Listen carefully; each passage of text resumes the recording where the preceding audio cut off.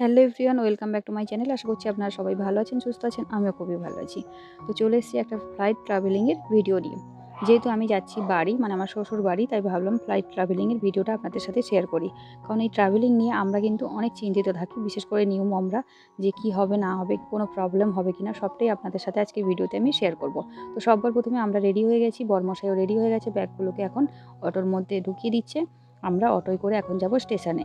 এখান থেকে ট্রেন ধরে আমরা যাব 1 ঘন্টা থেকে ওই 1.5 ঘন্টা মতো লাগবে সুরাট স্টেশন। ওখান থেকে আবার আধা ঘন্টা অটো ধরে যাব এয়ারপোর্টে। তারপর তো আমাদের ফ্লাইট আছে 3:55 3:55 না, সরি 2:55-তে। আর এখন বাজে 8:30 সকাল। তো সকাল 8:30 থেকেই আমাদের জার্নিটা শুরু হয়ে গেছে।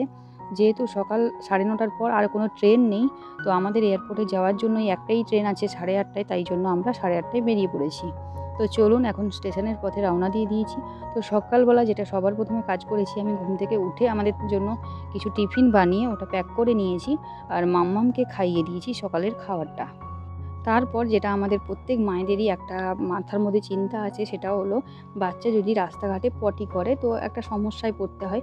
সেটার জন্য আমি সকালবেলা প্রথমে ওকে খালি পেটে জল খাইয়েছি, তারপরে খাবার খাইয়ে বাথরুমে নিয়ে গিয়ে 10 মিনিট ওকে দাঁড় করিয়ে রেখেছিলাম। দেখলাম বেশ পটি করে নিল। তো অনেক সময় বাচ্চারা করে না, সব সময় যে করে তেমনটা না। যদি না করে, কোনো করার নেই কিছু, তখন মায়েদেরকে ব্যাগে কিছু ক্যারি করতে হবে। তো যেমন আমি একটা কাঁথা রেখেছি ছোট্ট মতো, আর ওর ডাইপার তো আছে, সাথে উইপস রেখেছি, এরম কিছু রেখেছি যে ওর যদি পটি করে। আর ও যেহেতু করে নিয়েছে, আমার এই ভয়টা নেই, তাও রেখেছি সাথে, কারণ বাচ্চাদের বলা যায় না, আবার একবার করতেও পারে। তো এখন আমরা কিন্তু চলে এসেছি স্টেশনে, আর এই রাস্তাটা কিন্তু আমার দারুণ লাগে, তাই আপনাদেরকে দেখিয়ে দিলাম একটুখানি ভিডিওতে।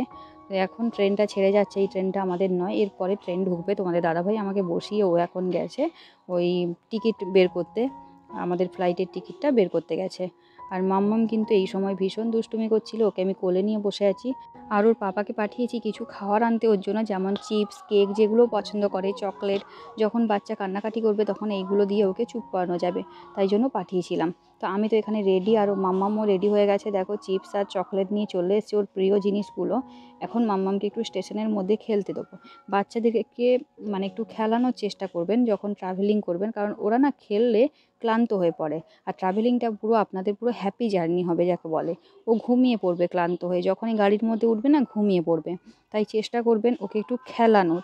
তো ওকে যেমন স্টেশনের মধ্যে আমরা খুব খেলিয়েছি, এদিক ওদিক ও ছুটে বেরিয়েছে, যার জন্য ক্লান্ত হয়ে পড়েছিল।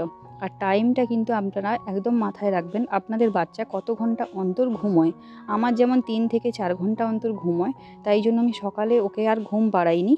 আমার প্ল্যানিং আছে ওকে স্টেশনে নেমে ঘুম পাড়াবো। ও কিন্তু ট্রেনের মধ্যে ঘুমোয়নি। স্টেশনে নামার পরে 11টার দিকে ওকে আমি ঘুম পাড়িয়ে দেবো। তো ওকে যখন এত খেলিয়েছি, তারপর ট্রেনের মধ্যে ঘুমোতে দিইনি, এদিক ওদিক ওকে ঘুরিয়েছি, ও কিন্তু ঘুমোয়নি। ও এসে কিন্তু একদম স্টেশনে নামা মাত্রই ঘুমিয়ে গেছে। ওর বাবার কোলে ওখানে ঘুমিয়ে গেছে, ওর বাবা বসে আছে নিয়ে। আর আমাদের যেহেতু অনেকটা টাইম হাতে আছে, তাই আমরা স্টেশনে এখানে বসেছিলাম। ভাবলাম মাম্মাম যখন ঘুমিয়ে গেছে ওকে একটু ঘুম পাড়িয়ে দিই, কারণ এখন যদি ওর ঘুমটা ভেঙে যায় ও আবার একটু পরে ঘুমানোর চেষ্টা করবে, তখন আর ও ফ্লাইটে ঘুমোবে না।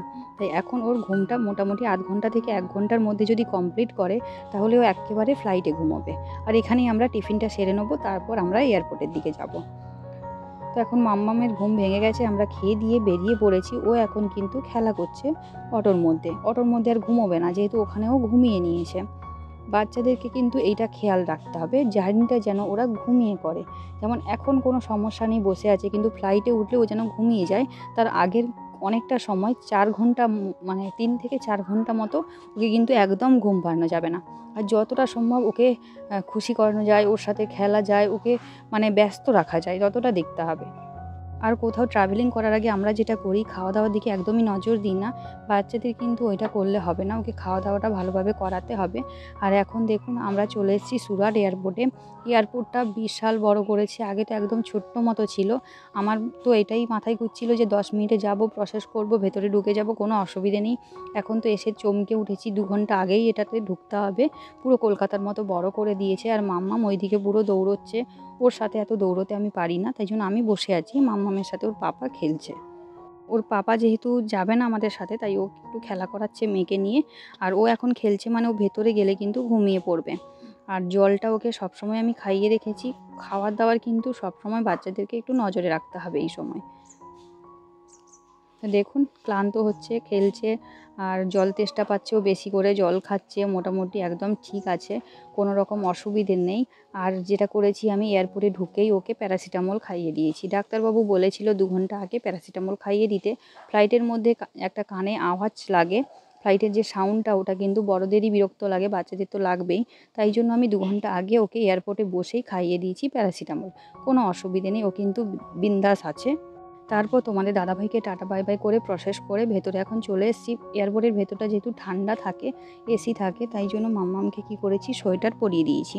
ওই জন্য সোয়েটারটা আমি ব্যাগের মধ্যেই রেখেছিলাম, ওটা পরিয়ে দিয়েছি, কারণ বাচ্চাদের না ঠান্ডা লাগার ধাতটা একটু বেশি থাকে, একটুতেই ঠান্ডা লেগে যায়। আবার যেহেতু ওয়েদার চেঞ্জ হচ্ছে, এখন এক ওয়েদারে আবার যাবে অন্য ওয়েদারে, তাই জন্য আগে থেকে একটু সাবধান থাকা ভালো। তো মাম্মাম এখানে বসে বসে জলের বোতলটা নিয়ে খেলছে। তো চলুন, আমরা এখন ফ্লাইটে উঠে পড়েছি। এখন ফ্লাইটটা উপরে উঠবে, আর কি বলবো, ফ্লাইটে উঠেই মানে ফ্লাইট ছাড়ার আগে 5-10 মিনিট যে একটুখানি বোঝায় যে কি করতে হবে না করতে হবে, সিট বেল্ট নিতে হবে, সেইটুকু সময়ের মধ্যে মাম্মাম ঘুমিয়ে পড়েছে। কোনো রকম অসুবিধে নেই। আর আমার মজার বিষয় হলো, আমার কাছে সব সিটগুলো পুরো খালি ছিল, কেউ ছিল না। ফ্লাইটের এই একটা দেখি আমি, অনেক সিট না খালি থাকে, তো আমার কাছে অনেক সিটই খালি ছিল, কোনো অসুবিধে নেই। আমি একটা সিটের সাইডে তুলে দিয়েছি, আর এখানে মাম্মামের কানে আমি তুলো দিয়ে দিয়েছি, যদি বাইরের কোনো সাউন্ড আসে তো সেটা যাতে মাম্মামকে বিরক্ত না করে ঘুমানোর সময়, তাই জন্য দিয়ে দিয়েছি। তো বাইরেটাতে দেখুন কি সুন্দর লাগছে, ভাবছিলাম আপনাদেরকে অনেক কিছু দেখাবো, আকাশের যে সৌন্দর্যটা সেটা তুলে ধরবো, কিন্তু পুরো ব্যাড লাক, কি বলবো, ওয়েদারটা এত খারাপ ছিল, তাই ভালো কিছু দেখতেই পাইনি। তো তবে যতটা চেষ্টা করেছি আমি ভিডিওতে নিয়েছি, আর সেগুলোই আপনাদের সাথে শেয়ার করছি। তো এখন সবে ফ্লাইটটা উপরে উঠছে, মাম্মাম কিন্তু ঘুমিয়ে আছে, আর মাম্মাম বেশিক্ষণ ঘুমায়নি, 1 ঘন্টা মতনই ঘুমিয়েছিল। তারপর কিন্তু উঠে পড়েছিল, উঠে বেশ খেলছিল। ওখানে এয়ার হোস্টেসগুলো বারবার বলছিল যে সিট বেল্ট নিতে, বসতে, ও কিন্তু শুনছে না, ভেতরে দিব্যি খেলা করছে।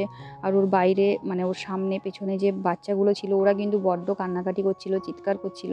আমার মেয়ের কোনো রকম সমস্যা হয়নি। আমার কাছে ফ্লাইট জার্নিটা তো খুবই হ্যাপিলি কেটেছে। যেই টেনশানগুলো আমার মধ্যে ছিল সেটা মানে একদম দূর হয়ে গেছে। আমার কাছে তো মনে হয় সবচেয়ে বেস্ট হলো ফ্লাইট ট্রাভেলিং, ট্রেনের থেকে তো বেস্ট আমার কাছে সবচেয়ে বেস্ট লেগেছে। তো এখানে একটুখানি যেটা দেখতে পেলাম, আকাশটা পরিষ্কার ছিল, আর মেঘগুলো কি সুন্দর লাগছিল, মনে হচ্ছিলো যেন তুলো অনেকগুলো ভেসে আছে। তাই ভাবলাম আপনাদের সাথে শেয়ার করি, কি দারুণ লাগছে দেখুন। আর এর ওপর দিয়ে পুরো ফ্লাইটটা এখন যাচ্ছে। তো এই মেঘগুলোকে ভীষণ দেখতে ভালো লাগছে, তবে মাঝে মাঝে না আকাশটা পুরো ঘন হয়ে কালো হয়ে গেছে। তো ইচ্ছে ছিল একটু বৃষ্টি দেখার, যে অনেক সময় মেঘলা আকাশে বৃষ্টি দেখা যায়, কিন্তু দুর্ভাগ্যবশত মেঘলা আকাশ দেখেছি কিন্তু বৃষ্টি আসেনি। এখন কিন্তু আকাশে পুরো উঠে গেছে। তো এখন বোঝাই যাচ্ছে না যে ফ্লাইটটা চলছে। এখন মাম্মাম কিন্তু ঘুমিয়েই ছিল। তো এরপরে মাম্মাম উঠেছে। তো মাম্মাম ওঠার পরে কোনো রকম সমস্যা নেই, ও উঠে দেখছে, বরং জানলার কাছে বসে বাইরেটাতে দেখুন কি সুন্দর বসে আছে আমার কোলে। ও বরং ফ্লাইটের যেই সাউন্ডটা হচ্ছে সেটাতে বিরক্ত হচ্ছে না, উল্টে কানের থেকে তুলো ফেলে দিয়েছে। আর যেই সিট বেল্টগুলো ছিল ওই বেল্ট নিয়ে খেলা করছে। এয়ার হোস্টেসগুলো যেই বুকগুলো দিয়েছিল ওইগুলো নিয়ে খেলা করছে। তারপর এতের মধ্যে মানে ফ্লাইটের মধ্যে যে খাবারের মেনু কার্ডটা থাকে ওটা নিয়ে খেলা করছে।